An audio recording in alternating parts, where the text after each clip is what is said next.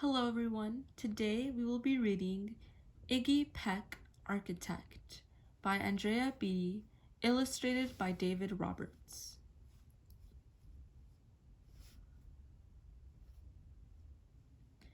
Young Iggy Peck is an architect and has been since he was 2, when he built a great tower in only an hour with nothing but diapers and glue. "Good gracious, Ignatius," his mother exclaimed, "that's the coolest thing I've ever seen." But her smile faded as a light wind blew past, and she realized those diapers weren't clean. "Ignatius, my son, what on earth have you done? That's disgusting and nasty. It stinks." But Iggy was gone. He was out on the lawn, using dirt clods to build a great sphinx. When Iggy was 3, his parents could see his unusual passion would stay. He built churches and chapels from peaches and apples, and temples from modeling clay. At dinner one night, to his father's delight, Iggy got a bright gleam in his eye, and out on the porch built the St. Louis arch from pancakes and coconut pie. Dear Ig had it made until 2nd grade, when his teacher, Miss Lila Greer, on the very first day, she had this to say: "We do not talk of buildings in here. Gothic or Romanesque, I couldn't care less about buildings, ancient or new." She said in her lecture about architecture that it had no place in grade 2. That might seem severe, but she was sincere, for when she was no more than 7, she had a great fright at a dizzying height, in a building so tall it scraped heaven. On an architect's tour of the 95th floor, young Lila got lost from the group. She was found 2 days later, stuck in an elevator, eating cheese with a French circus troupe.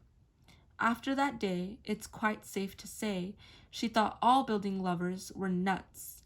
As a teacher, she taught that, above all, one ought to avoid them, no ifs, ands, or buts. As you might guess, it would cause Iggy stress to hear such terrible talk. But he didn't hear. He sat in the rear while building a castle of chalk. "You, Iggy Peck, your desk is a wreck. Tear down that castle right now. You will not build in here. Is that perfectly clear? Do you need to see Principal How?" "No, ma'am," Iggy said. He lowered his head, and his heart sank down to the floor. With no chance to build, his interest was killed. Now 2nd grade was a bore. After 12 long days that passed in a haze of reading, writing, and arithmetic, Miss Greer took the class to Blue River Pass for a hike and an old-fashioned picnic. They crossed an old trestle to a small island nestled in the heart of a burbling stream. But they no sooner passed than the footbridge collapsed and Miss Lila Greer started to scream. "We're trapped here! Oh my! Alas, kids, goodbye!" Her eyeballs rolled back in her head. She dropped to the ground with a vague groaning sound, luckily fainted, not dead. The class was amazed. They stood there quite dazed, uncertain of what they should do. But one bright young man was off hatching a plan, which started with Miss Lila's shoe. Soon each lad and lass there at Blue River Pass was working together as one. And when she came to, Miss Lila Greer knew that something quite brave had been done. She looked in the air and saw hanging there a structure with cables and braces, and on the far side, beaming with pride, were 17 smiling young faces.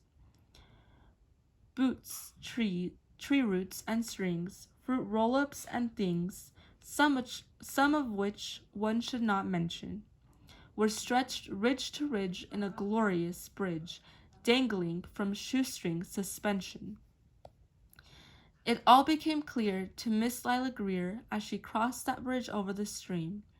There are worse things to do when you're in grade 2 than to spend your time building a dream. Now every week at Blue River Creek Elementary in 2nd grade, all the school kids can hear, along with Miss Greer, how the world's greatest buildings were made.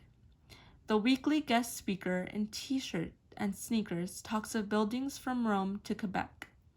Of course, he's the guy whose buildings towers from pies, that brilliant young man,